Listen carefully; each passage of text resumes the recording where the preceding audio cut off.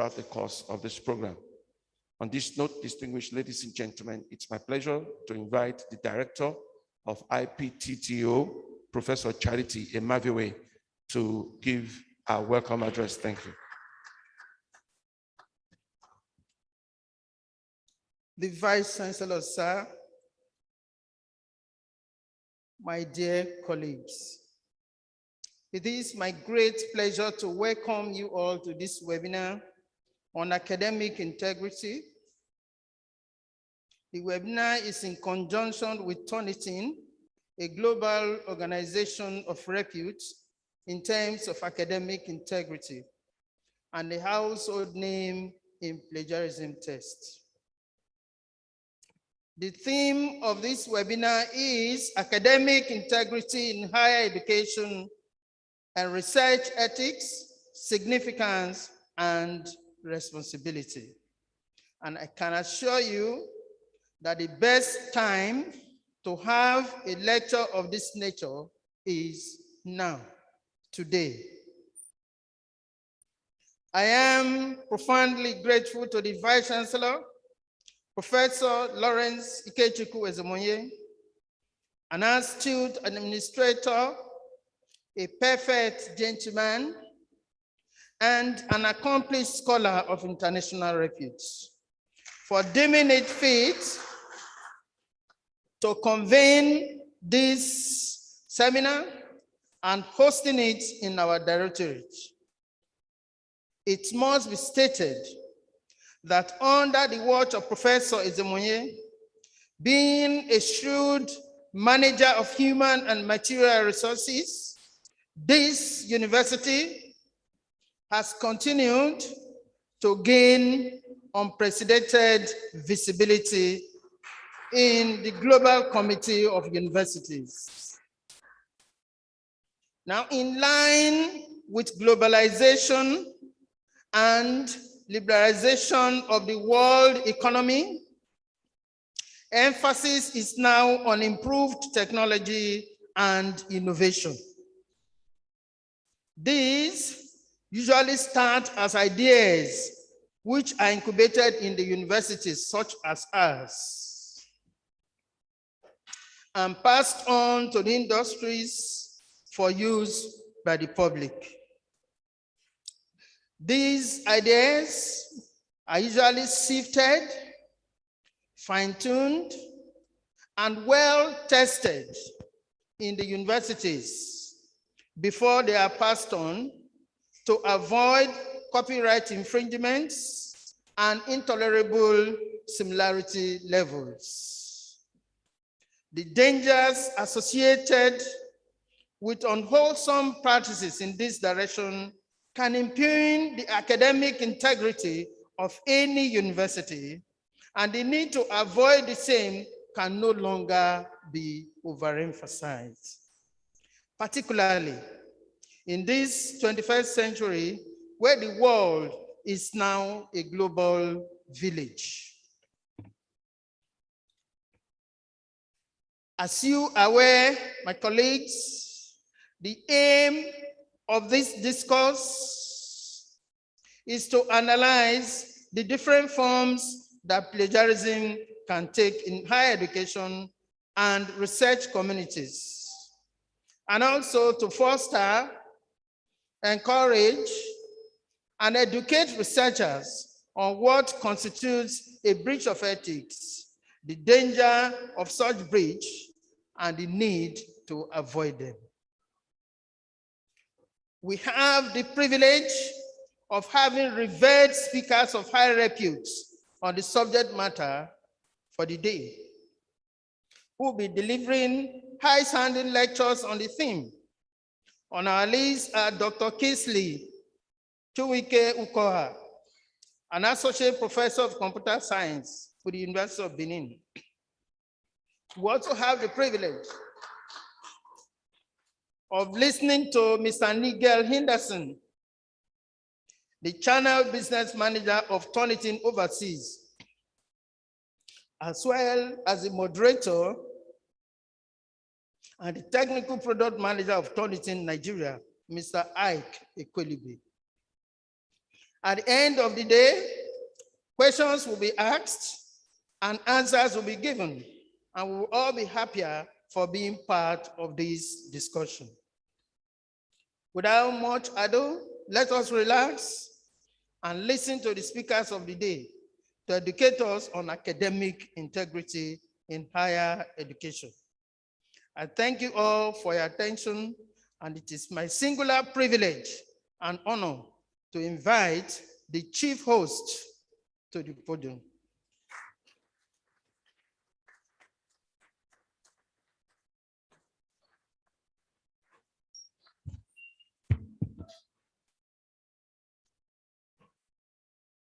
Please be seated. Thank you. Principal officers of the university, the respected guest speakers or resource persons for today's webinar, the director and the champion of the IPPTTO of our great university, very distinguished professors, provosts, deans, and directors, members of staff that are here present this morning. I must say I'm very delighted to be here and to be part of this epoch-making webinar. It is epoch-making is very numerous, for numerous reasons.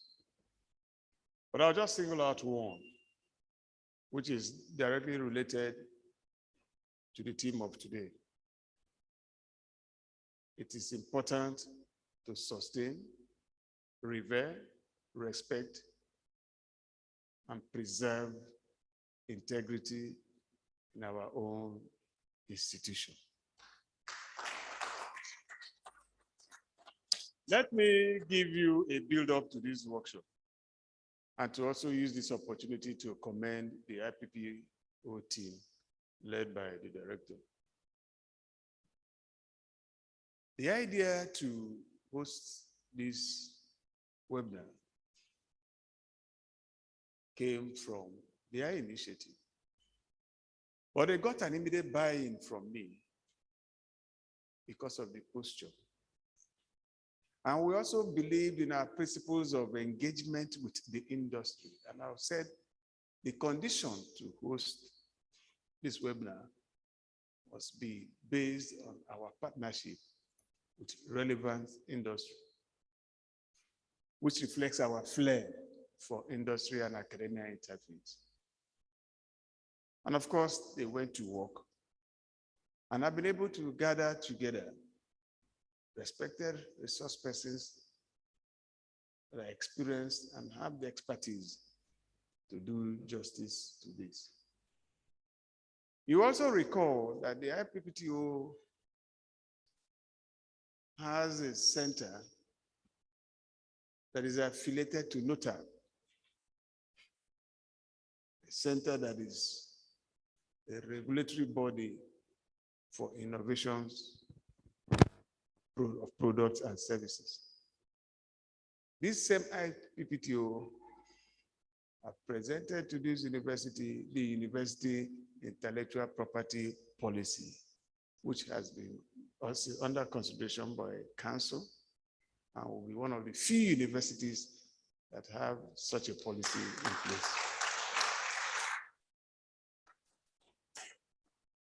On the platform of the IPPTO and the university disposition to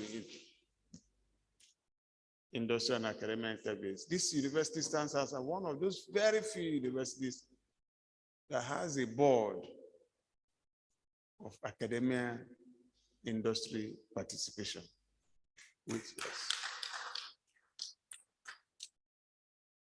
So back to today's webinar. Academic integrity in higher education and research is a mandatory desideratum. It is a must for every academic institution. The reason is that integrity not only justifies standard, integrity provides the pathway for acceptance and acceptability. when you graduate students in education or in the university, there is a mandatory proviso that you are graduating them in learning and character. The character component is a reflection of the level of integrity you have impacted on the student. In research, the hallmark of any research that borders on invention and innovation and eventual deployment is integrity. What is the integrity determines the strength of the product. Integrity determines the quality of the product. Integrity determines the acceptability of the product. How many buys are you able to get from every product? Let me take you through the memory lane of the research pathway. The research pathway has 4 dimensions: research, research and development. The research and development project is the one we carry out in the university through intellectual property display. It does not end there, but it requires every iota of integrity. The third aspect is demonstration, which we call our pilot program, pilot projects.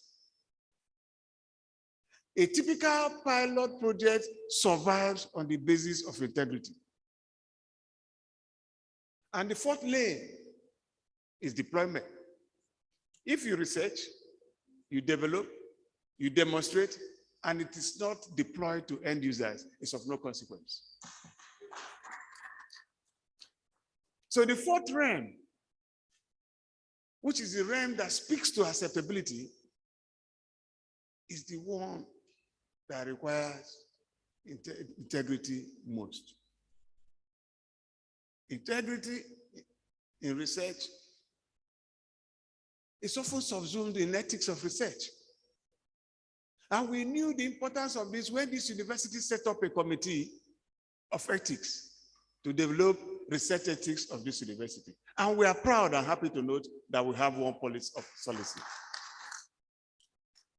Ethics guides all the rudiments of research practice using acceptable norms. Beyond ethics, ethics is the one that provides the pathway for significance.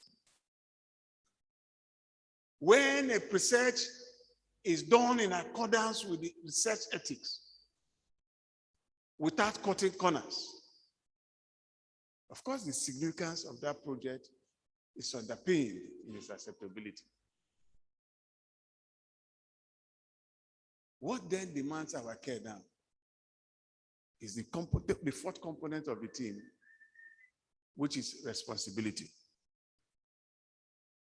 Every researcher I say, has the responsibility to entrench integrity in his work or her work. Research these days are powered by partnership and collaboration. And partnerships and collaborations are built on mutual understanding and integrity. You cannot operate a scenario of trust without integrity. So modern day research is built on integrity. And I must say that it's our collective responsibility to drive this to a logical conclusion. I'm happy that we're partnering with Eternity. It's his household name in academic integrity, both in research and publication. I am happy to note that this university has already entrenched the principles of academic integrity by testing every publication, both from the undergraduate to the postgraduate level, that leaves this university to public domain. And so what we are doing with Trinity now is to further enhance our deployment mechanism. And I would like to say that after this meeting, one of the fallouts or the take-homes or the gains of the meeting is to formally endorse an MOU with Turnitin for plagiarism tests. Very distinguished participants, I know the speakers today will do justice to today's presentation, but let me single out in paradox all of us. I want to use this opportunity to thank every member of staff here and every member of staff of this university. All the accolades that are occasionally invested on me are by the special grace of God, but more importantly, from the collective effort of everybody here.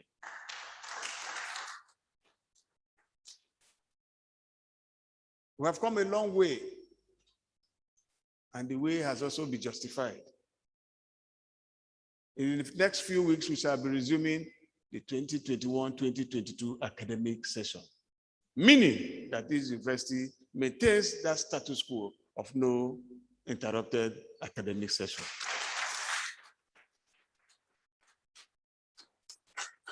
Very distinguished participants, I enjoy all of us to listen attentively to the presentations that we will hear today, because academic integrity is a sine qua non for every academic.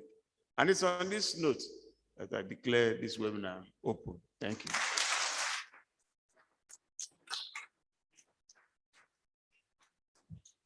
Please put your hands together for the Vice Chancellor.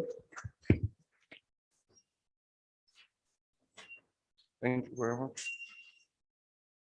We'll go straight to the business of the day. And it's my pleasure at this point to invite our first speaker of today. And while I do that, I will invite Dr. Charles Ochem to present a brief citation on Dr. Kingsley Chukwuike Ukaoha.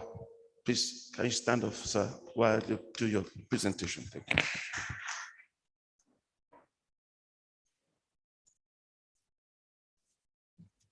Mr. Chairman, sir, Dr. Kingsley Chukwuike Ukaoha is an associate professor of computer science from University of Benin. He has over 17 years experience in teaching and research. His research interests are software engineering, ICT and mobile application, and programming languages. His teaching goal is to become a positive and leading key player in his profession, to uphold and practice the tenet of his profession, and to mentor others towards achieving this goal, and to be positively minded and inspiration to others. In addition to being an associate professor, Dr. Kingsley Ukaoha was the deputy director ICT Center for Distance Learning from 2015 till date. Staff advisor, Rotary Club of University of Benin since 2016 till date. 2006 till date. Member of the Nigerian Computer Association. Member, Association of Computer Machinery. Member, Internet Society. Senior member of the Institute of Electrical and Electronic Engineering. Dr. Kingsley is a well-dedicated and focused individual who strives continuously to always be the best in whatever he does.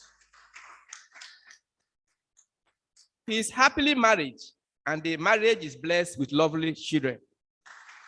With the permission of the chairman, I humbly invite Dr. Kingsley to deliver his paper titled Delivering Global Competitive Research Output, the Importance of Plagiarism Prevention.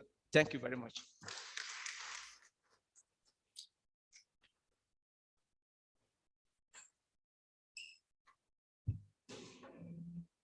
The Vice Chancellor, Director IPTTO, respected deans of faculties and directors here present, University Registrar, you are not forgotten, other principal officers, members of staff of this great university, ladies and gentlemen. It's my pleasure to be in your midst this morning. My original arrangement was to stay in my house, make all the arrangements, and present this particular talk as a webinar. Just precisely 75 minutes ago, the director of IPTTO just called and said, it will be appreciated if I can make it down to Okada. And I told her it may not be possible. She said, my house is at Ugbowo. We know you can make it. And almost immediately, my wife was about serving me food because today marks the 15th year of our coming together. So she just said, you are not staying at home. I said, they called me, duty calls first. Immediately I told her I won't eat, let me just rush. And before I knew it, I was here before 11:20 a.m. So the reason why I'm emphasizing on that was that I was here yesterday. Incidentally, I'm an adjunct lecturer to the Department of Computer Science and Information Technology. One of our PhD students made a presentation yesterday, so I was around, and I left. I never knew that I would be asked to come back. I would have stayed. So my presentation outline is as follows. The topic I was given, or I took, is delivering globally competitive research outputs, the importance of plagiarism prevention.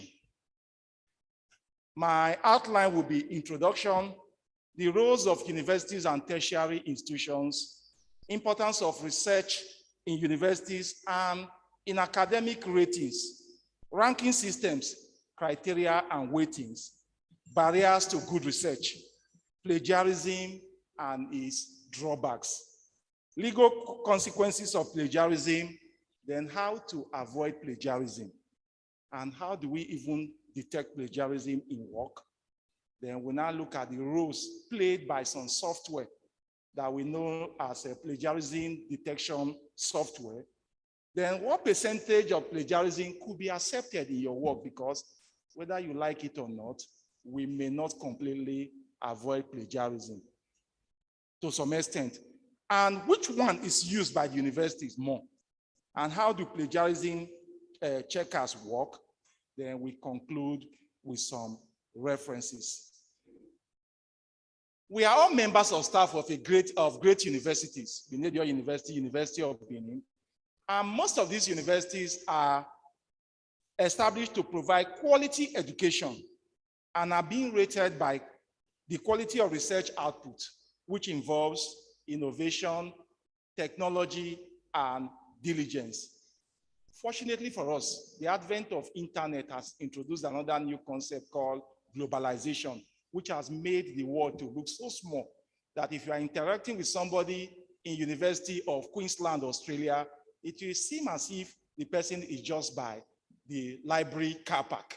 You won't even know that you are both separated by long distances. So globalization has made research output to become obvious, because before now, you could publish and keep it in your shelf or keep it in your departmental library. No other human will be aware that you have even made some publication, except when you are called upon to tender them as exhibit for promotion.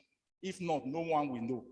And to be easily measured or assessed based on visibility and quality. And that is why we have visibility bodies like ResearchGate, academia.edu, which allows us to showcase our work, Google Scholar, so that others could use them to rate us, and by implication, rate our university.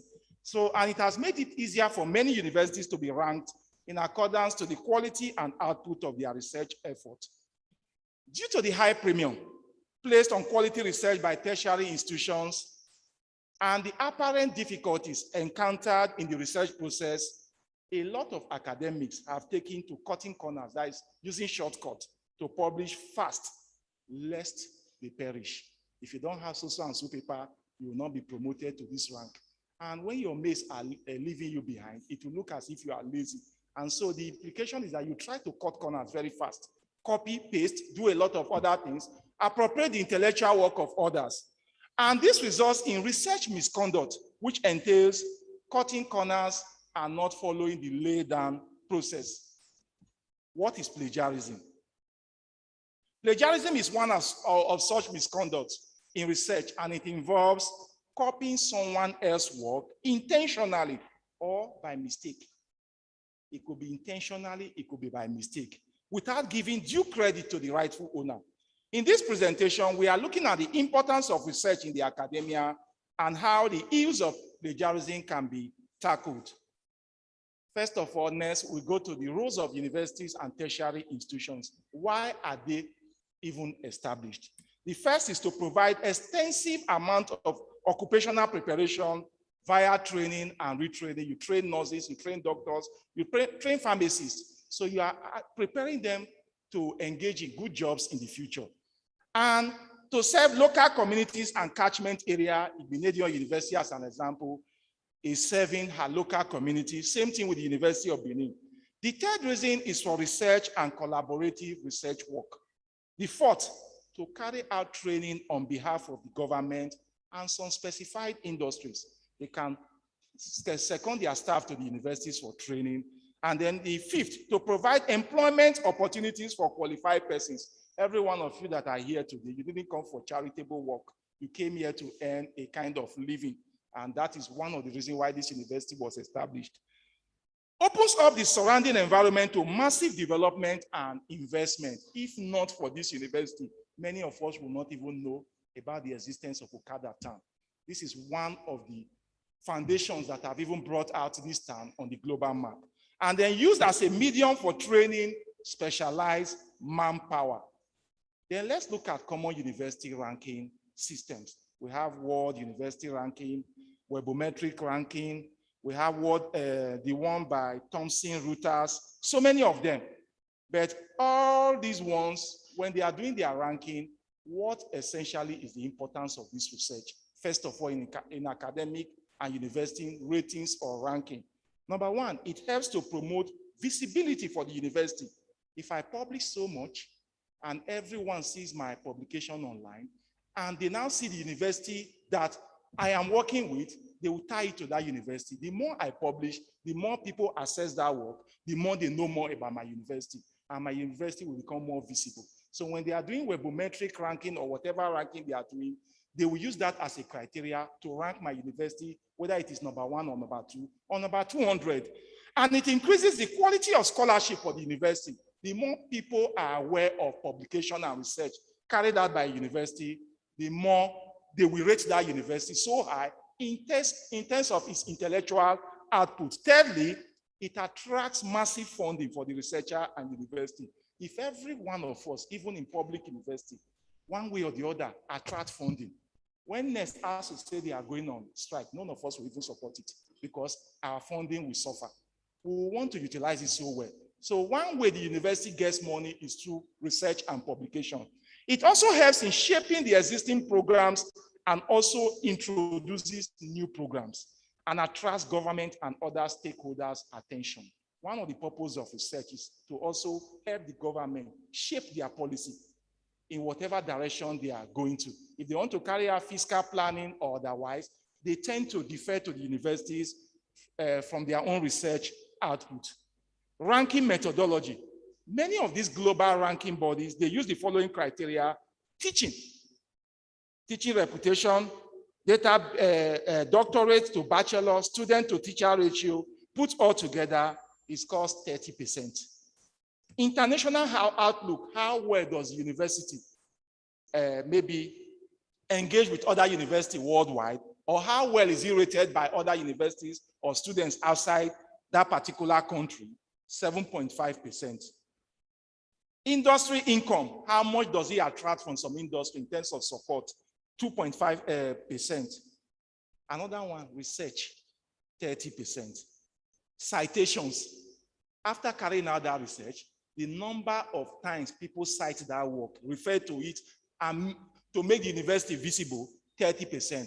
So you can agree with me that research and publication on their own account for 60% of the rating of any university, not advertisement, and it helps a lot.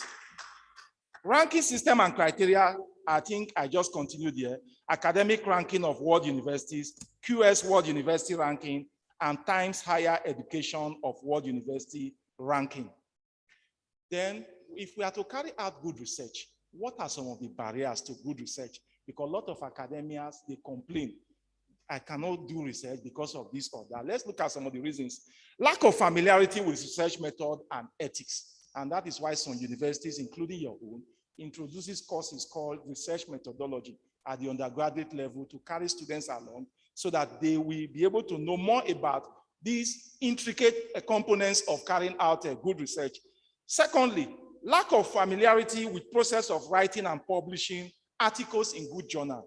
This has to do with mentorship a lot.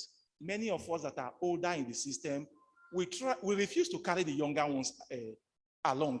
If we mentor them and tell them how to get familiar with the process of writing paper, how to do it well, I think many of them will become more proficient in that art. Thirdly, economic barriers like funding. You want to publish in some index journal, they will tell you $750. Convert it to 600 naira to $1 we have today. And your guess is as good as mine. It's more than 2 months' salary of some persons. And that becomes a big problem. And the university will tell you they don't have much money to support it, except you have succeeded in publishing, they may give you some rebate. But raising that initial cost is quite difficult. High cost of publishing is also another big problem. So when they are telling you Scopus Index Journal, most of them are not entirely free. You pay so much to publish in them.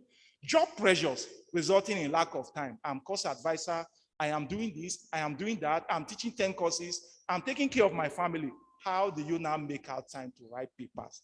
There are not enough attendance at conferences and workshops to prepare the researchers well. Many of us from this part of the world, we commit that blunder. We try to write papers first, which is wrong. The first step is to even attend conferences and workshops. You get used to the theme, the subject area matter in your area. From there, you get ideas on how to write paper and maybe submit materials for publication. Then we also have plagiarized material, which results in rejection. Each time you plagiarize, most of these journals reject it outrightly, and that becomes discouraging to some persons. Lack of government and industrial patronage, among others, unavailability of financial incentives for researcher. I believe that if they tell you, oh, if you publish in a Scopus Index journal, we will give you 100,000 naira. In addition to what you use in publishing, almost all of us will even leave our teaching and start publishing in the next 1 month. Lack of international collaboration and isolation of universities in terms of local collaboration. We have a lot of universities in Nigeria that do not reach out to other universities. They believe they can do it alone. So they don't even promote inter-university collaboration. And the near absence of interdisciplinary research collaborations. Many of us are guilty of that. I must write this paper alone. I don't want to carry others along. If you interface with someone in accounting, computer science, and the others, you can get good quality papers. And Third Fund will always give you funding for that. Excuse me. Okay, barriers to good research. Plagiarism and its downside. Plagiarism. Plagiarism is the theft of intellectual property. What do you mean by intellectual property? A work of art by someone. The person has suffered in writing, developing a bomb midnight candle, rechargeable lantern for so many days, and at the end of the day, he publishes it.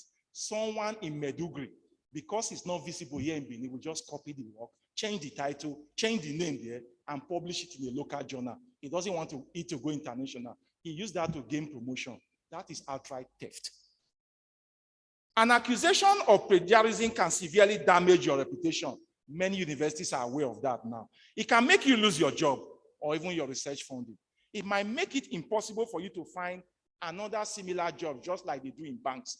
Once you are dismissed for plagiarism, except the university is desperate for staff, they will not hire you. It will be difficult for them to hire you. You'll be blacklisted.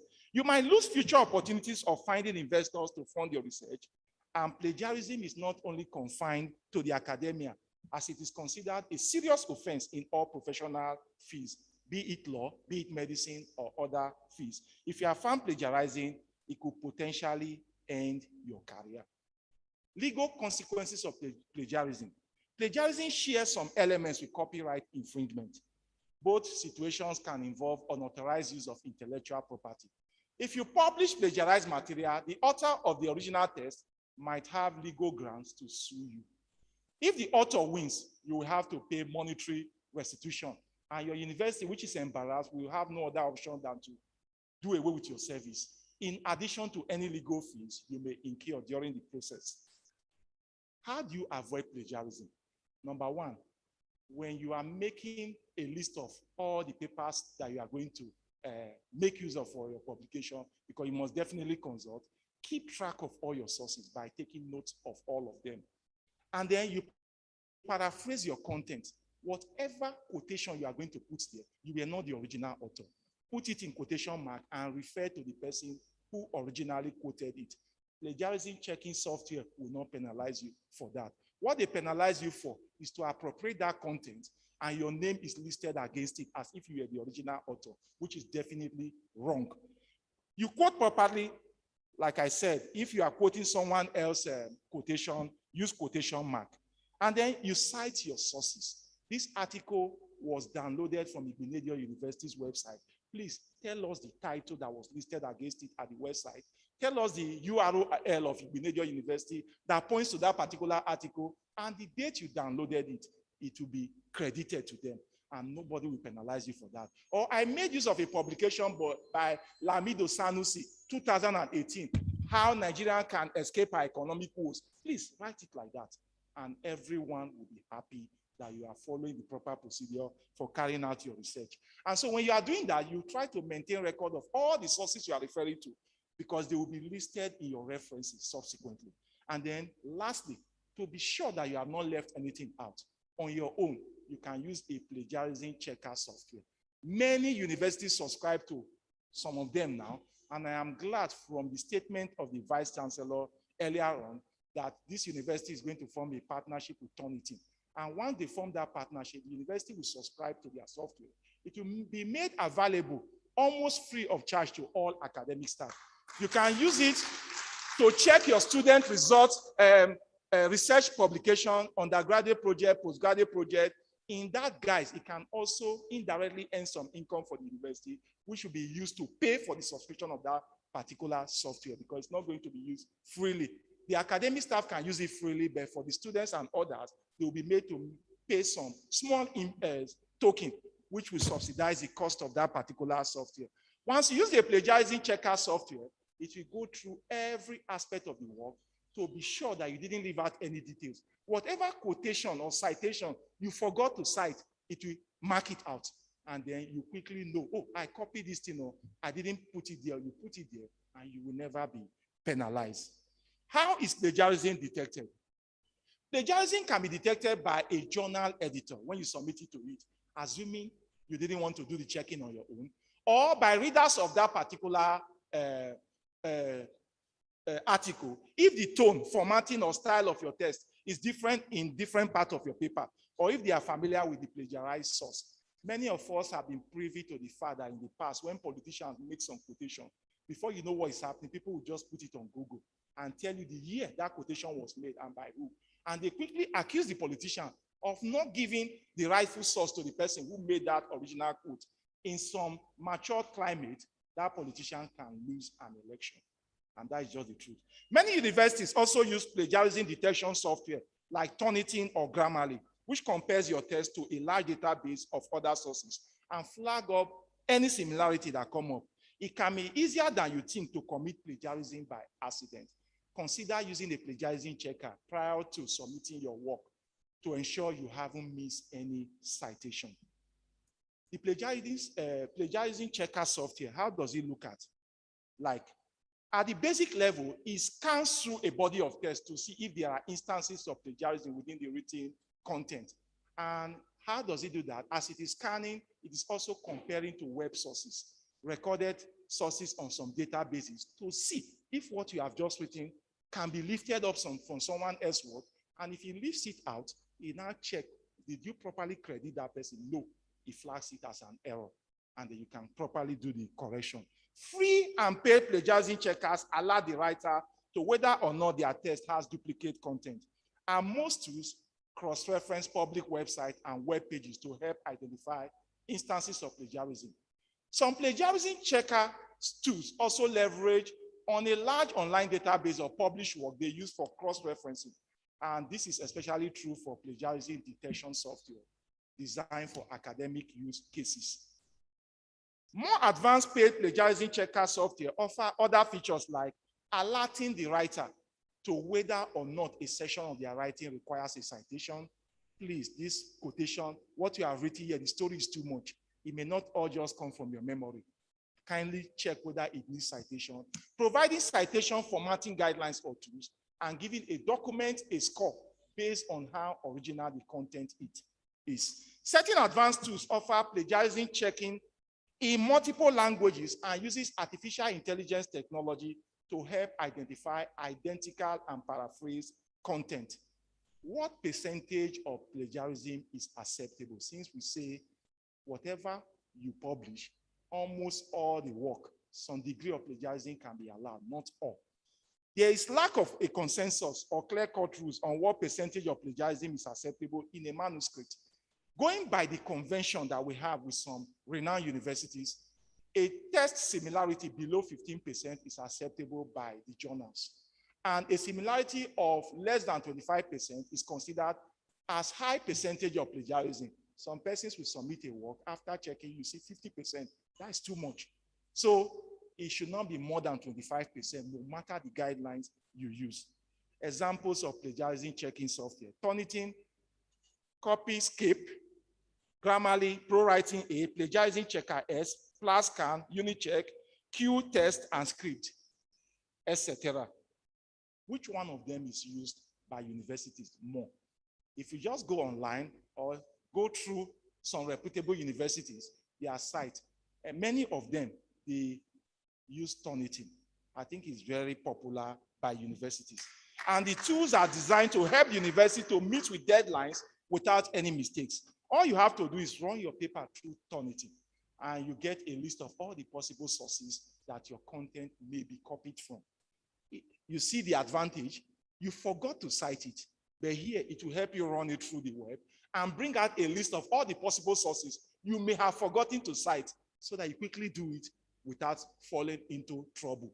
Professors use Turnitin to ensure students submit original work, and similarity reports are generated upon receipt of the files, as Turnitin, like a web crawler, finds similarity in sentences and paragraphs.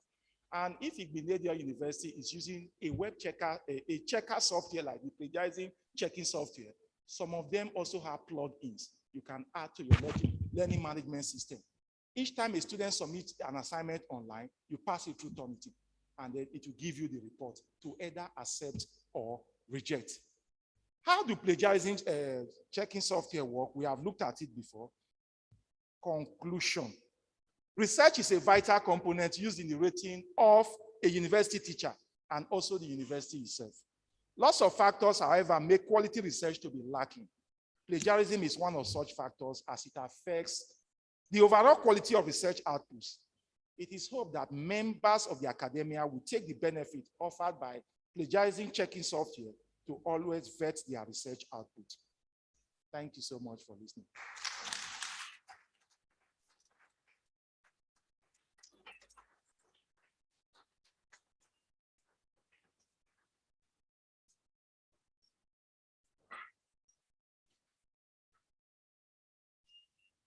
Another round of applause for the speaker. Next, we'll be having a presentation from Mr. Nigel Henderson of Turnitin. But before he comes on, it's my pleasure also to invite Dr. Charles Ochem to do a brief citation on our guest speaker. Thank you.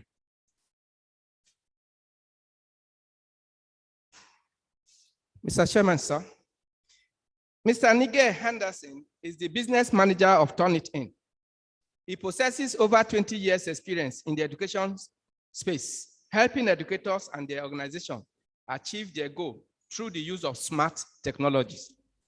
He's an experienced individual with a demonstrated history of working to a very high standard in sales, skills in negotiation management, business to business, and strong sales professional.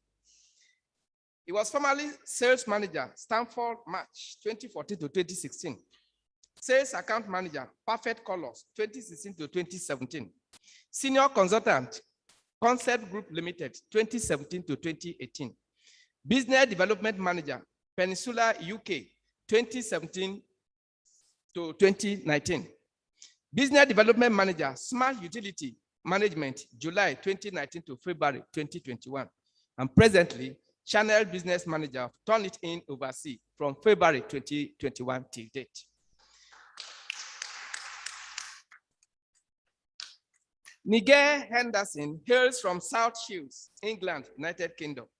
With the kind permission of the chairman and chief host, I humbly invite Nigel Henderson to deliver his paper titled Detecting Modern Plagiarism, Plagiarism Spectrum 2.0. Thank you.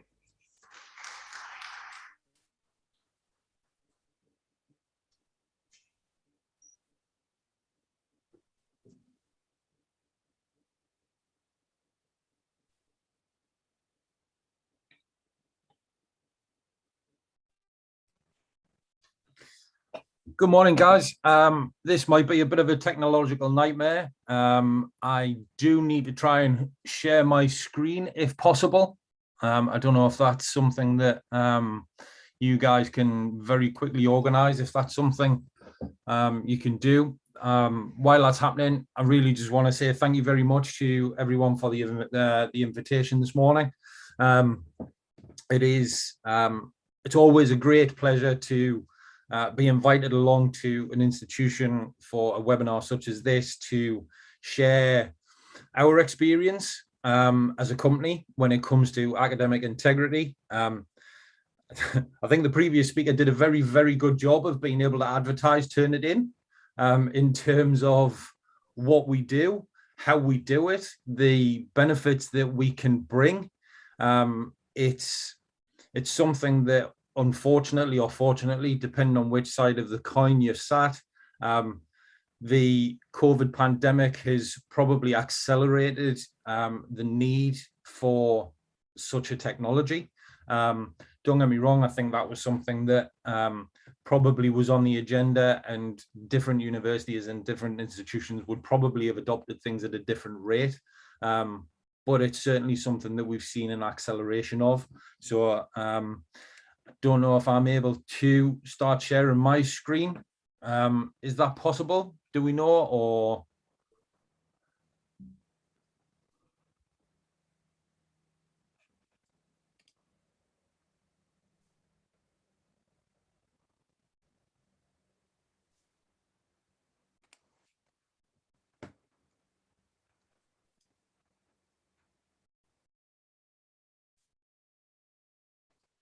What I'll do, I'll start cracking on with my presentation. I'll talk you through the first few slides of it. Obviously, I've had the introduction as to regards who I am. My experience within higher education is probably around about 20 years, there or thereabouts, probably a little bit too old to remember, unfortunately. What I would say is, though, I always start off the presentation by looking at what the World Economic Forum shares as trending aspects they would look for employees, the kinds of skills that they would have. Within that, we've always got innovation is always probably top of the tree. Creativity, originality, being able to show initiative. They're all things that always are prominent at the top of any list of desired skills, if you like, of their candidates for roles. So that's something that we embed within our solutions, what we try and do, the kind of products that we offer to the market. But we also have it in our core values. So if we look at the International Centre for Academic Integrity and what they see is the 5 fundamental values of academic integrity: honesty, trust, fairness, respect, responsibility. They're absolutely key. And again, this is repeated from the previous presentation as well. It is absolutely key to any form of academic writing. There is a 6th one on there, which I 100% do believe is the foundation of everything, and that's courage. Because I think now more than ever, it's becoming easier to access the types of, whether it's accidental or plagiarism done on purpose, in other words, cheating. You've got to have courage to be able to stand up and do the right thing. So everything that the world is built on is absolutely built on having the courage to stand up for what is right. Academic integrity is probably one of those things. Where does it begin? How far back do we go on the journey of where plagiarism begins? For me, this is going way, way back. But if I think back to when nursery school or kindergarten, and I'm given a little piece of work by the teacher to go home and draw a picture of something that relates to my home life. I go home and the first thing I'll do is I'll speak to my mother, my father, and say, this is what we've got to do. First thing they do, right, let's get that done because I want your picture to be the best within your class. So they'll sit down and they'll go through and they'll draw it out, make it look as though it's your work, but fundamentally, they're the ones that are actually doing the work for you. So realistically, is that a form of plagiarism? Now, if I went into school and said this was work that was done with the help of my parents, then no, it's not. But we all know, if we look deep down, fundamentally, we go in and we take absolute credit for that. So whether it's right or wrong, whether we say that's where the journey to plagiarism begins, that's effectively where it is. If we go way, way back. How do we help in terms of, I can say I'm now the co-host, so I can share my screen. This is something that I will pop back a slide so that it makes sense. So that's my best work. Only joking, but there you go. Yeah, that's effectively where this all begins. What do we do in terms of a company, and how do we help promote that? So we know that trust is at the heart of everything that an institution does when it comes to education.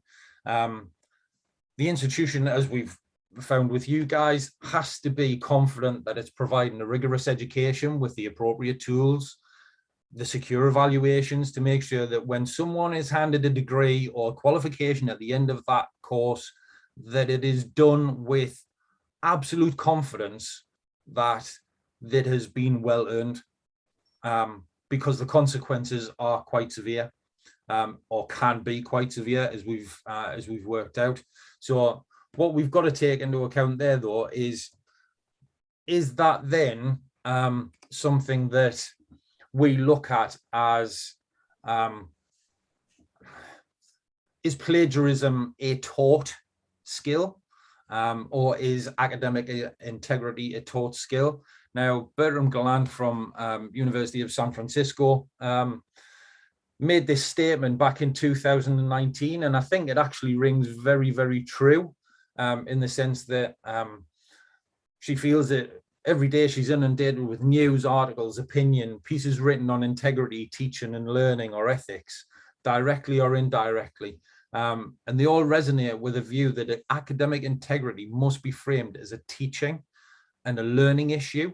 It's not necessarily a student conduct problem, because I know for a fact I don't go into school and the first thing that I'm taught is how to write correctly, how to cite perfectly, what is the right and what is the wrong thing to do. But likewise, I don't go into school and I'm taught how to cheat, because it's a learned skill. And often we take the path of least resistance with whatever we've got to pursue in life.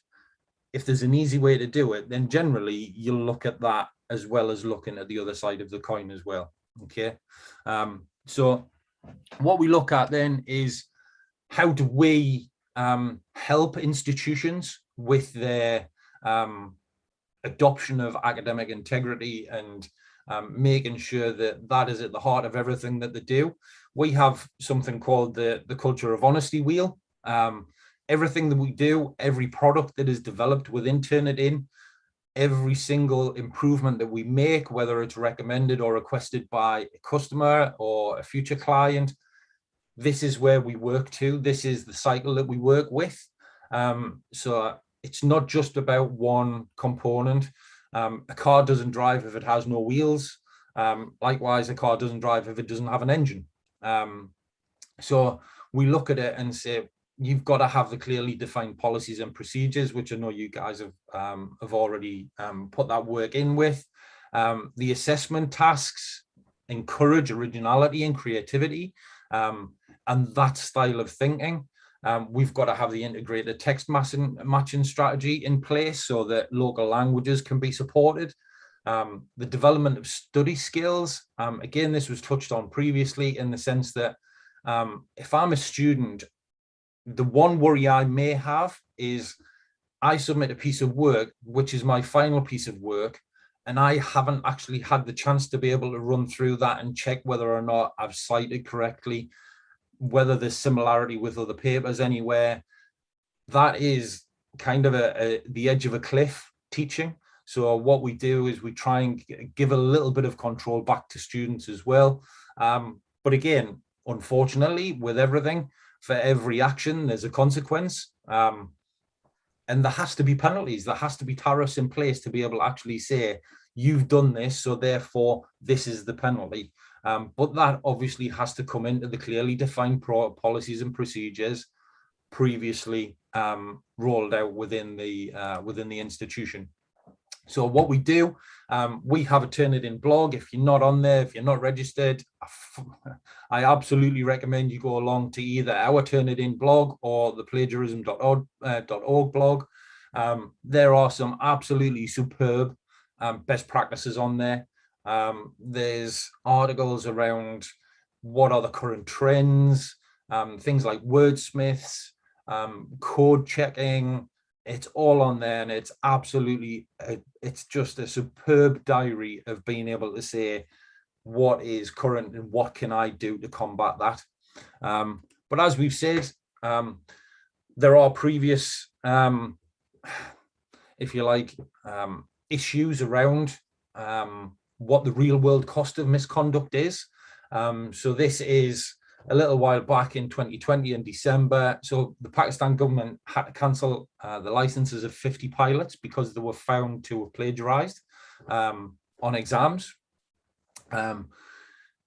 Certain news articles will make it into the wider ether or worldwide news more than others because they'll involve politicians or they'll involve people of note within industry who have plagiarized. And obviously that was one that pretty much did hit big news, obviously because it involves taking other people's lives into their hands as well. But there you go. So there you go. A third of airline pilots in Pakistan have fake licenses. That is something that, you know, whether you think that's the right or the wrong thing to be on the side of, I'll leave that for you guys to judge. And then last thing is a truck driver who killed 24 people released from prison.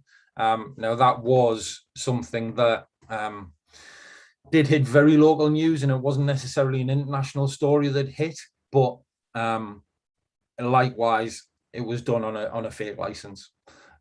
So where do we go from that? Well, really, it's time for a new standard. Education's evolving, and we've said it earlier, COVID has actually driven an acceleration of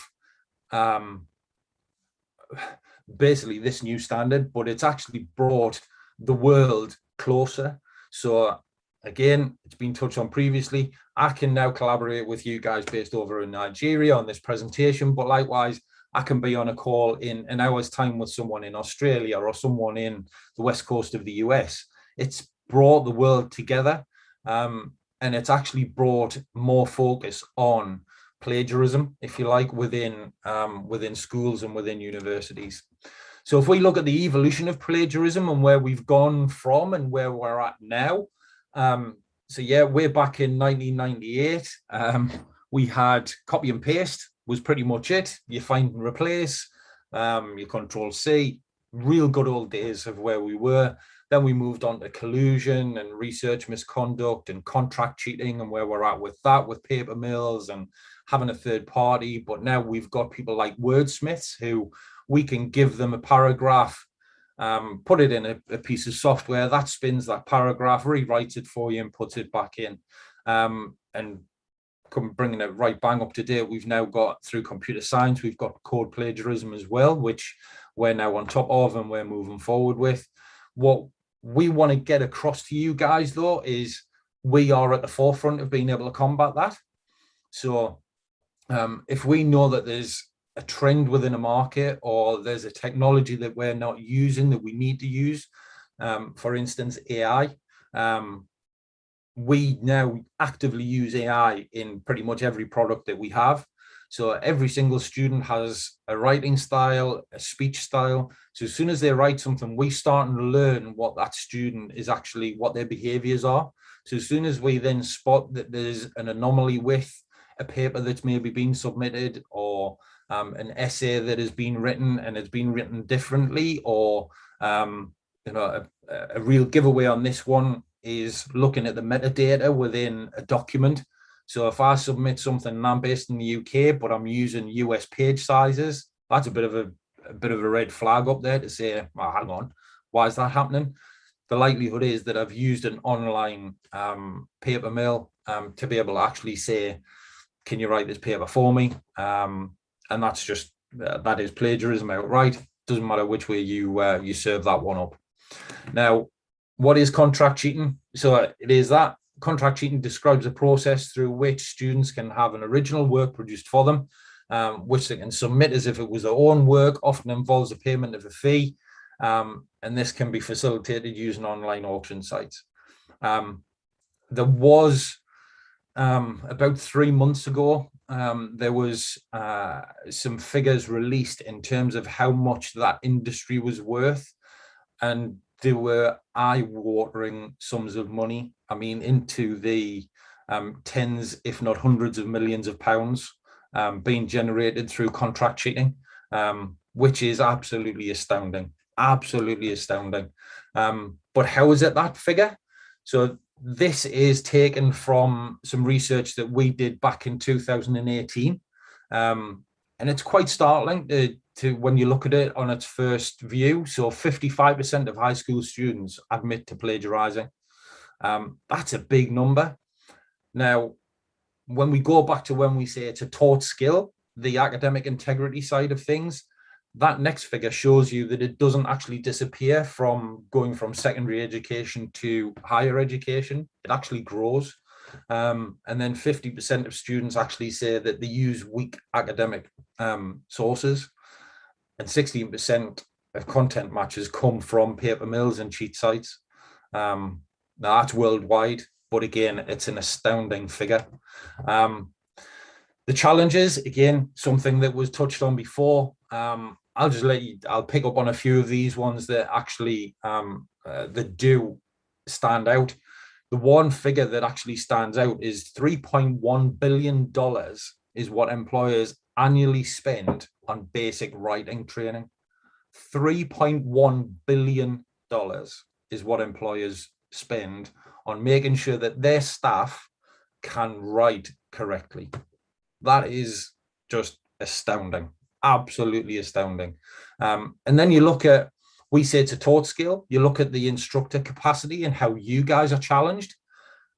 You know, it's not rocket science. At the end of the day, you're having to do more and more and more with less and less and less time. So you need the tools to be able to actually allow you to do that, which is where obviously we come in. I would love to say like a knight in shining armor, but unfortunately, those days are long gone for me. So what about plagiarism and research? Very, very quickly touching on this. So the global impact of plagiarism and unoriginal research, grants and funding are a limited resource. they're becoming more and more and more limited because of the fact that finances are becoming more and more squeezed. So that's what we've got to be aware of. Students leave university lacking the necessary skills. We've already touched up on that. Poor academic practice can lead to poor quality research. Obviously, it's already been discussed quite well previously. And the research and misconduct will impact, obviously, the individual. The individual will have the impact on their own career. I can change careers though.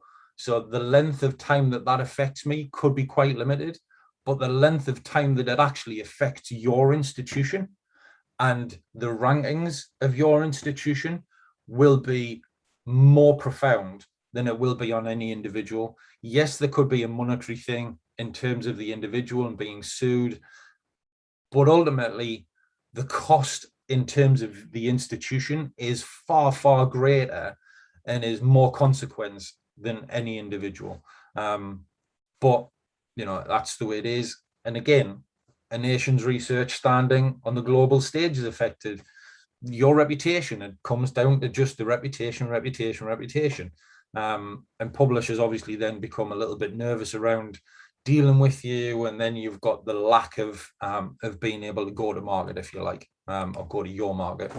This was something that was taken from South Africa and Thomas and De Bruin. So results indicated that there was an extensive plagiarism in 19% of management journals during a period that was under review for this paper. 21.3% of submissions contained an excessive amount of similarity, something that would have been very, very easily corrected had they actually taken the path that was right. But taking that 21.3% contained excessive plagiarism, a government subsidy of almost $600,000 was paid for questionable publications. You can only imagine what the consequences were further down the line if that was proven that it was plagiarized. And again, we probably haven't seen the end of that in terms of the figures and the overall cost of it. So how to turn it in, support you guys? Well, we take a holistic approach. It's not just about the software. It's not just about our product. It's about instilling the best practices, making sure you've got a clearly defined policy. We can help with that. We can give you the tools and the kinds of documentation that you need to put in place. We can help you raise awareness. Doing things like this obviously is a big, big help for us. It gets our name out there, but it also allows people to see that we're working in partnership with institutions rather than having that reputation of being the plagiarism police. That's not what we need to be and not what we want to be. We'll help educate, but we help protect your values as an institution. That's ultimately what we're about. When I say we take a holistic approach, there's two sides to our products, if you like. We've got the integrity side, which is great. We can help find the similarity, what the originality is. We can help publishers with Authenticate. But what we're more about now is looking at it from an assessment side of things. So being able to actually use two products within our portfolio, Gradescope and Turnitin Feedback Studio, is more about giving the student a little bit of responsibility within this process. So one thing, and I'll probably hone in a little bit more on Gradescope on this presentation, purely because it's something that's very current in terms of the marketplace and what the demands are. So Gradescope for us it sits within our roadmap of being an end-to-end assessment tool. So looking at exams, looking at homework, and looking at code, which is something very, very different nowadays. What Gradescope helps you do is assess and feedback. So there's some figures that we can share with you at a later date in terms of students who actually fed back to us that they receive feedback too late in the process. They would much rather have feedback a lot earlier, but they would also appreciate having feedback on their assessments. What this does is it allows you to actually do that. However, it's not just about the student, it's about you guys as instructors and freeing up your time. This is just a snapshot of some of the news articles around the world that actually go into what frustrates you. So the time it takes to grade, is just ridiculous. It takes up too long. The process of being able to do it is laborious. It's all paper-based. It's a data problem. I've got to store papers places. What can I do? So what we do is we step in and we allow you to grade all subjects and all inputs, whether that's paper-based, whether it's electronic, whether it's picture-based, whether it's essay, it's all in there. Obviously, we've taken a snapshot here because it is predominantly aimed at the STEM subjects, but it's the way that the marketplace is going, is having that end-to-end assessment, but we actually overcome your challenges. So we reduce your grading time by, in some instances, up to 80%. We improve that grader coordination by having a uniform approach across an institution. We can pinpoint knowledge gaps. So if I'm actually delivering a class and I deliver an assessment, that assessment then gives me feedback to say, right, 70% of students have struggled with this area. That allows me to pinpoint that knowledge gap and go back and recover some of that teaching.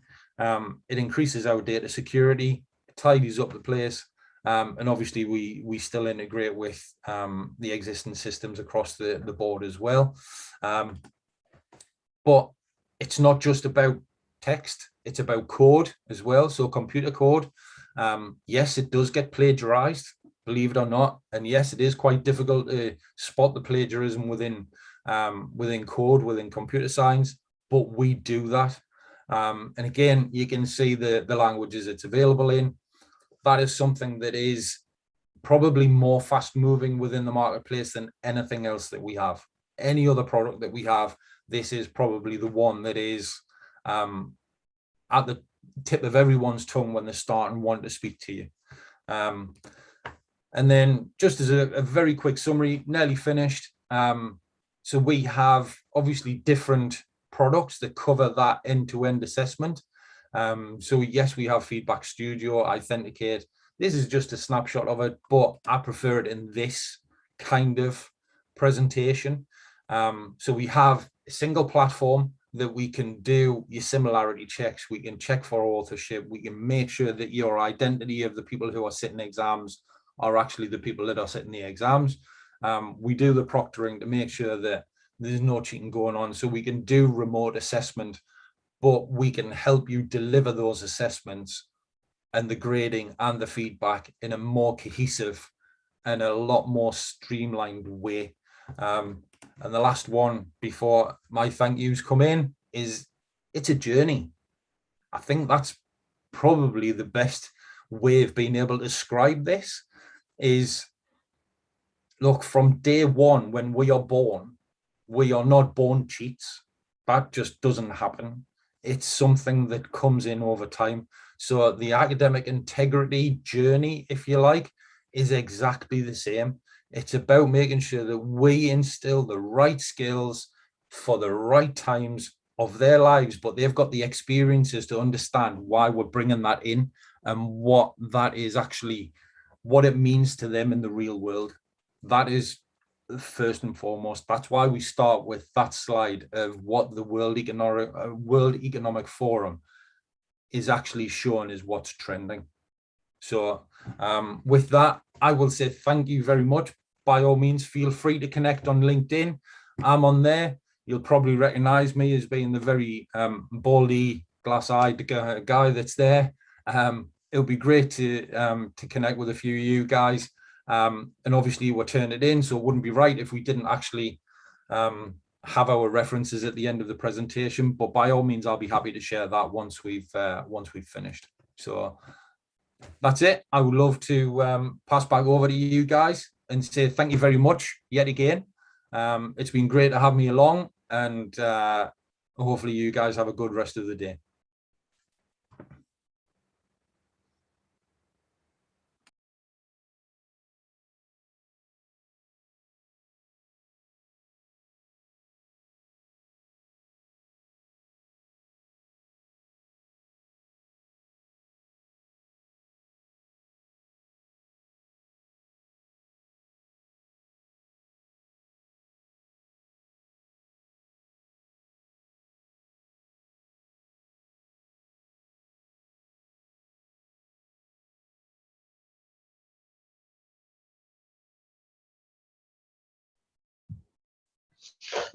All right.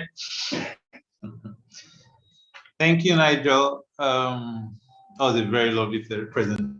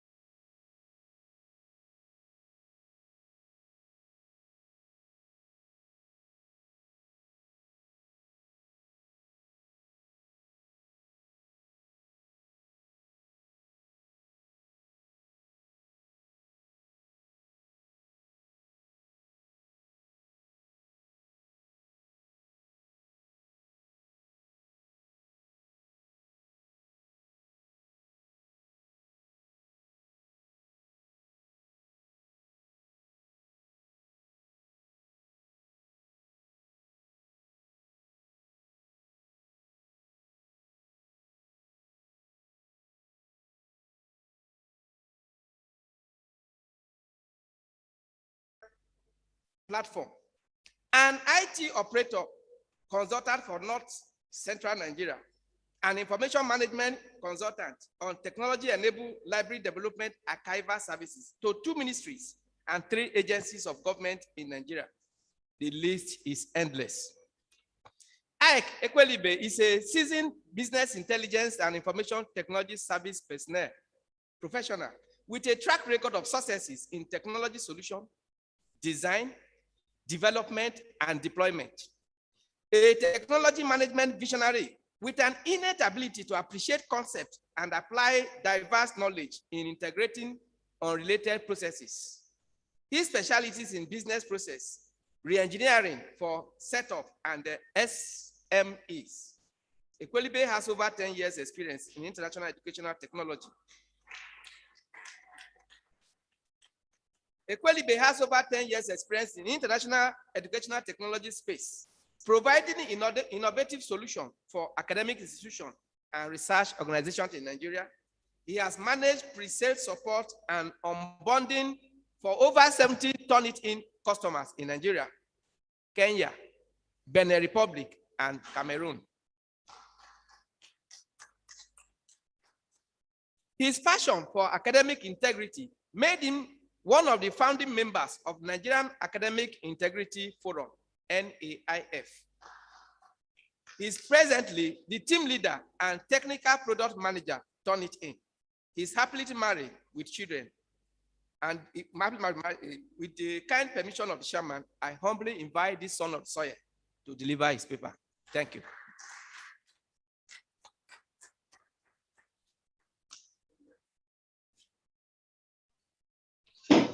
Thank you very much.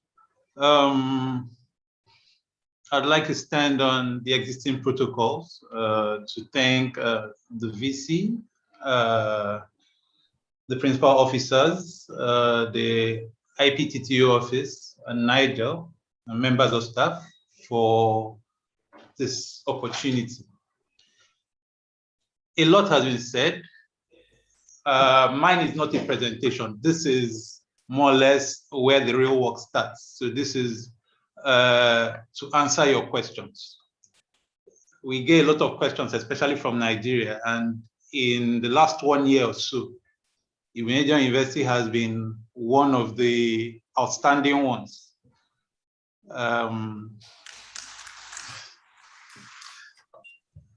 As Professor Emaviwe will tell you, I was at the Igbinedion University last year, just before COVID. In fact, I think as I just left Okada, they started closing the borders for traveling and co. But in my visit to Igbinedion University and in my meeting with the IPPT office and the Deputy Vice Chancellor at the time, there were a lot of revelations, and that is what has led up to us being here now and the relationship we have with Igbinedion University. So that our time is not wasted any further, because I see that we're already short on time. I think what we'll do is we'll just go straight into the question and answer session. Before we go into that, I don't know if I'm able to share my screen. Oh, beautiful, thank God, because we had that issue. So I'm going to just share my screen and then discuss something quickly. Just introduce us to something that is going to help us with the question and answer session that we're about to go into. Okay.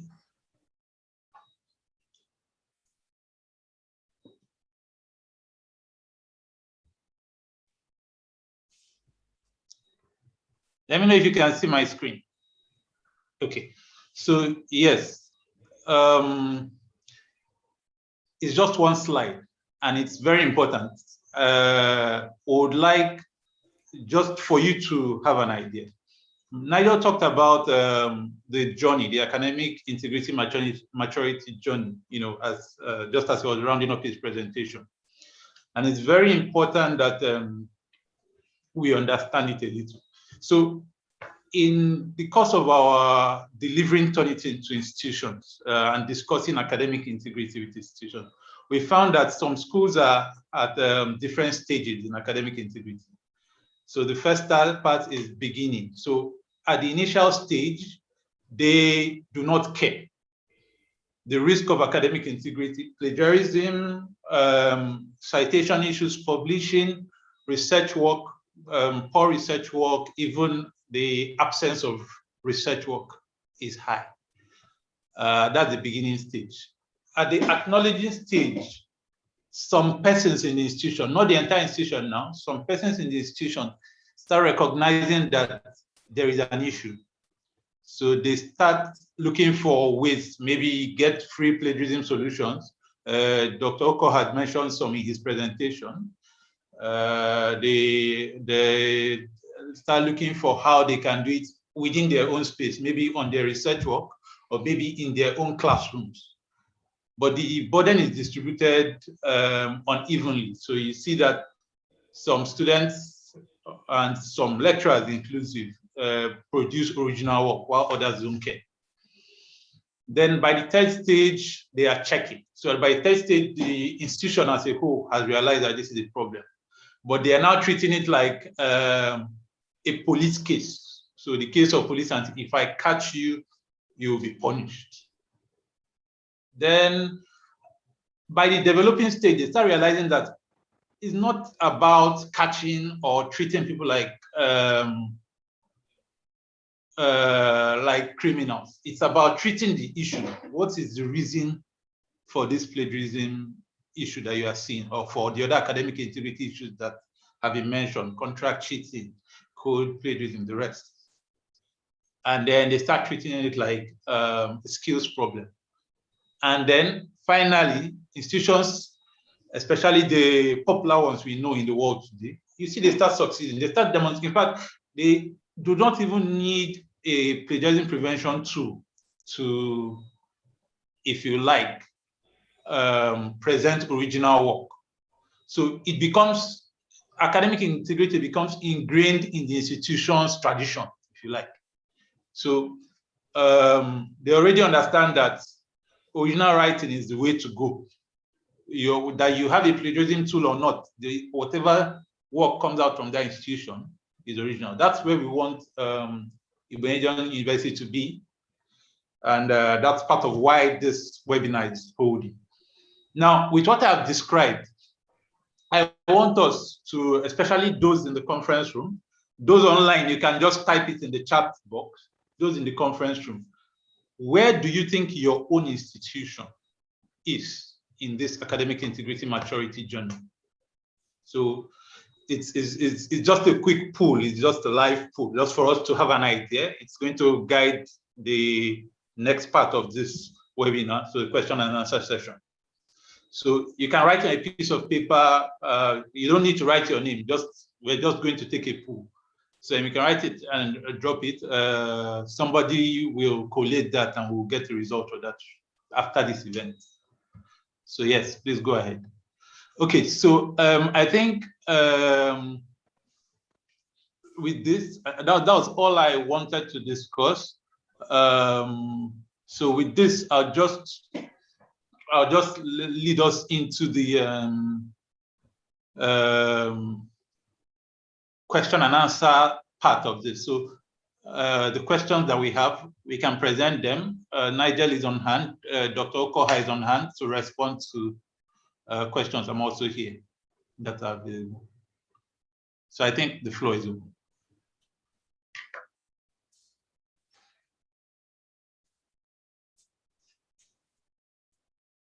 Okay, we will take questions from here. Just 2 questions from here.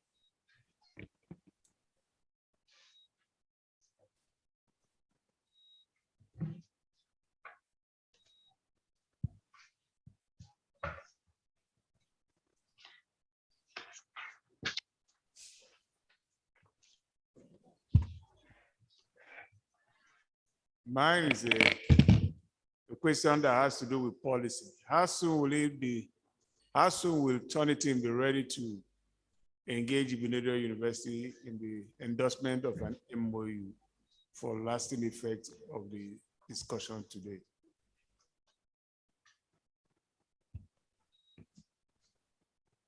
Coming in? Yes, Prof. Okay. Did you hear me? No, I didn't hear the question, sir. Okay, I'll just ask you. I said mine is a question that borders on policy decision. How soon sir. will it take Turnitin to engage Ibadan University for an endorsement of an MOU, signifying the benefits of this particular webinar? Not more than 24 hours, Prof.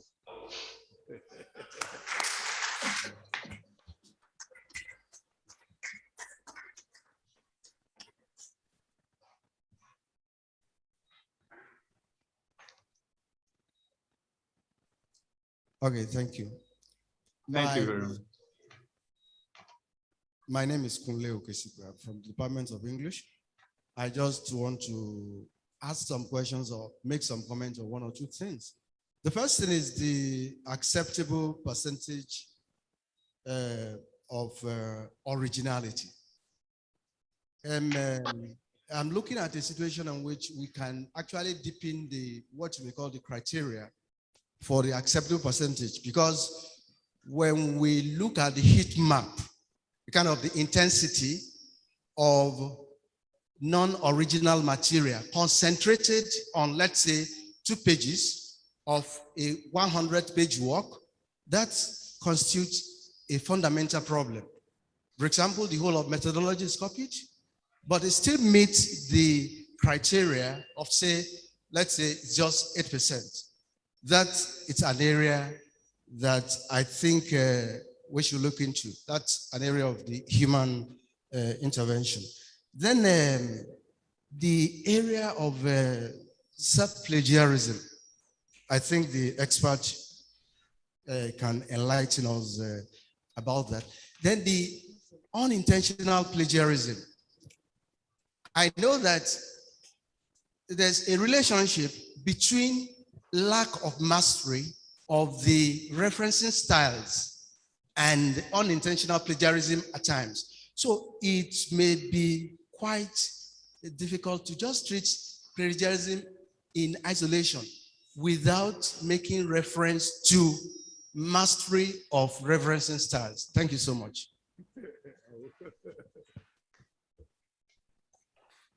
Okay. Nigel, you want to answer? Yeah. Well, I can drop in very, very quickly on this subject, because it's something that you're exactly right in terms of unintentional plagiarism. And I think that's something that we need to be very acutely aware of, is that unintentional plagiarism its roots are exactly within being able to write correctly in the education process in terms of being able to write correctly. So that's something that we continuously work to achieve something in terms of how your students view and how that that process works, because we brought in something called Draft Coach into a few of our products, which essentially hands that responsibility back to the student. But what it actually does is coach them through the writing process. So we'll actually pick up on whether the citations have been used correctly, whether there are citations missing, how it's being used, how it's being written, how things are referenced. So in effect, it's got a bit of a double benefit, if you like, in terms of what it brings you as an instructor is it releases your time, because you're not actually having to deliver that instruction, if you like, but it also gives the student real-time feedback on when they're actually writing their papers. So it's a huge benefit. But in terms of what's acceptable for a similarity score, if you like, that's something that we find is very fluent. We've got institutions who, in certain countries will accept upwards of 20% in terms of matching. But we've also got institutions within the same country who will accept less than 15% in terms of a similarity score. That's something that we would, the guys who train our product out for us, they're very they're very relaxed in some ways in terms of what they perceive as acceptable. That's something that we really do take guidance on from our local representatives, and certainly from staff who are sat on the ground, who are doing the teaching, because what is acceptable and what isn't acceptable is very different from institution to institution and department to department. For that instance, it's something that we have to be aware of. That is, it's not an easy thing to pinpoint and say what is and what isn't acceptable. Thank you. Thank you. Okay. Okay, I just want to pick. I didn't get the name of the gentleman that has the last question, but he said something about unintentional plagiarism. That's basically part of what Turnitin is about. One of the things that your university would get in terms of policies and hand-holding is something called it's an onboarding session. In the onboarding session, your instructors, your lecturers especially, will be taught the different types of plagiarism, in what's called the plagiarism spectrum. And one of them is unintentional plagiarism. So you'll be introduced to what that does. It's something you can also read up online. It's on Turnitin's website. It's also on plagiarismadvice.org. So yes, there are resources online you can read up more on this. But one of the key features of Turnitin is that they're able to help you. So it's always important to point out that Turnitin is a tool, much like I prefer to use hoe, cutlass, and tractor, but at Turnitin, they'll tell you Turnitin is like a Ferrari. If you tell it to drive fast, it drives fast. If you tell it to drive slow, it drives slow. So the point is what you do with your hoe and your cutlass and your shovel that brings out the work. So yes, it's unintentional plagiarism is something you can point out by using Turnitin, highlight by using Turnitin, and avoid. Dr. Oko had mentioned that in his presentation too, the advantages of using these tools to avoid plagiarism yourself before you have published the work. So yes, those are advantages. Can I very briefly interject at that point, Ike? And that's something. And again, I missed the response because I was on mute for the Vice Chancellor's invite in terms of a partnership between ourselves and the university, and that is something that absolutely I would welcome, and it's not something that you'll be waiting very long for. I will absolutely put that on the record, but again, it's something that I would probably say that every relationship we enter into, in terms of whether it be a client, a channel partner, whether it be an institution who uses our products, whoever, even if it's a student who uses one of our products in order to submit their work, it's a partnership. That's ultimately where that relationship is founded, and it's founded on trust. So like Ike has just said, there's countless libraries for reference that you guys can take benefit from. And you've absolutely got that moving forward from us. But it's ultimately about, if you need something, you shout. It's, I do like Ike's analogy of being a Ferrari. I think that's the first time in my life I have ever been likened to a Ferrari, but he's absolutely right in the sense that, you know what, I always look at it in the way that, yes, we might be a Ferrari, but it's pointless having a Ferrari on the drive if you can't drive it. In order to drive it, you've got to have the knowledge of how to get in, how to turn the ignition on, how to be able to change gears, how to handle the speed. There's lots and lots of different ways to be able to actually use that analogy, but ultimately it comes down to being able to have that knowledge share. And that's something that we kind of pride ourselves on at Turnitin, is the fact that we never look at it in terms of we giving you too much information. There's never ever a case of having too much information. It's how you process that information is the important thing. Thank you. Okay, my own comment regards to the last question that was asked, acceptable level of plagiarism. I think it could be defined by the institution. If you take an opinion survey and find out that other institutions that are doing well, they accept as much as 18%. If your institution wants to surpass them, they can lower their own to 15 to 13%. And that is to put pressure on the lecturers to be able to become more original than expected. Self-plagiarism can always happen. We have it happening in many cases among lecturers. You are talking about maybe telemedicine. Maybe as an example, you are applying it to solve a problem in Igbinedion University. After publishing a paper, you now go to Primary Healthcare Center at Usen, use the same thing again and change it to telemedicine applied to PAC Usen. Then you go to Benin City, you put the same thing like that.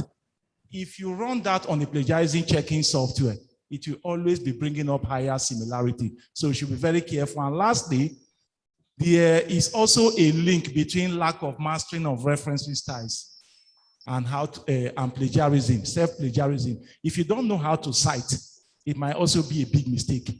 I think with time, the intellectual property unit will be able to organize more trainings to academic staff on how to imbibe good citation styles, especially the APA. American Psychology Association, APA style. They keep on changing every year. And the more we are aware of the current style of referencing, the better for us. Thank you so much. Thank you very much, sir. That's how far we'll be able to go with questions and answers.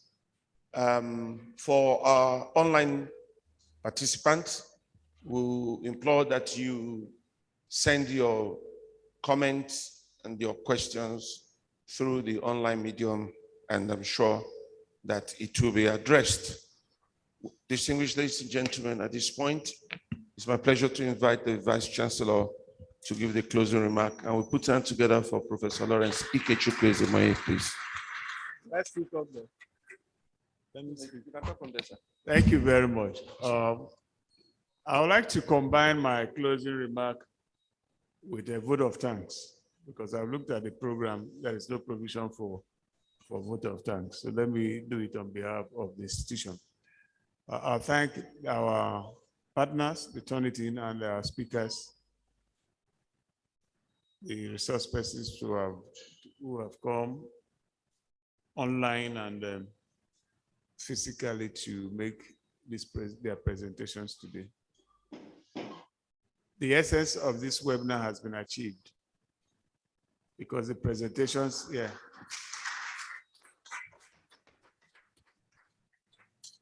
because the presentations have addressed the keywords in the team: academic integrity in higher education like ours, and in research, which is part of what we do here, how it affects ethics, significance, and the responsibility of the individual.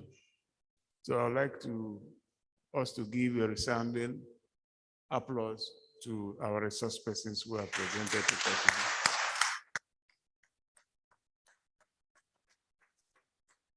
Let me make a policy statement here, and I want to believe that you endorse my declarations this afternoon, that Igbenedion University and Turnitin gets into engagement to run our research integrity program at this university. Approved?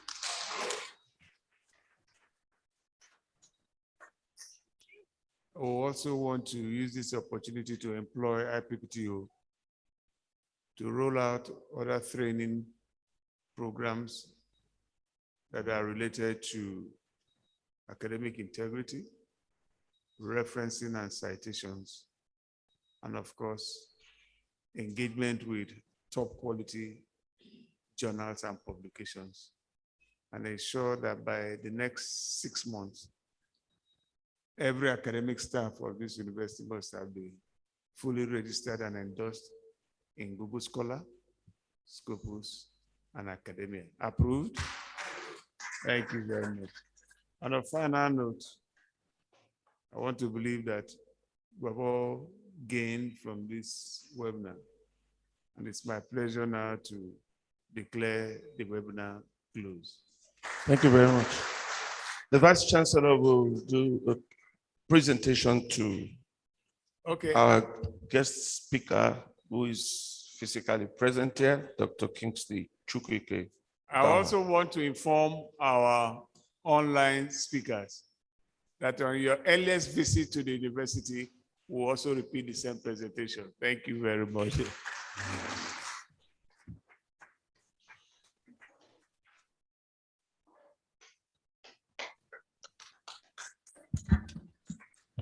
Thank you. Shall we rise for closing prayers? I invite Professor Sunday Josiah to give us closing prayer.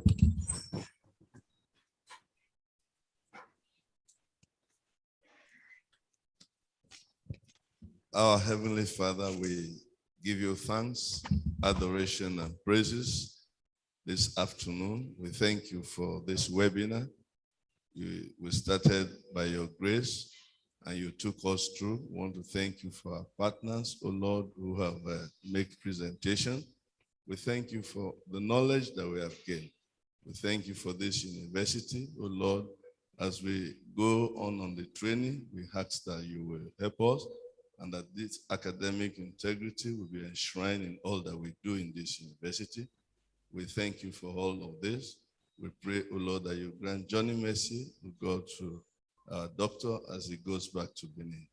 Thank you, Father, for this we ask in Jesus' name. Amen.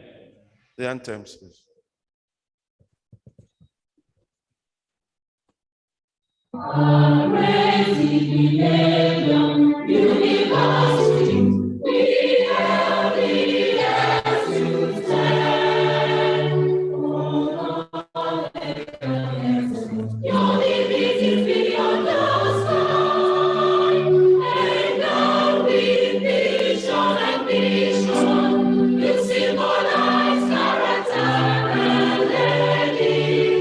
To thee is your throne,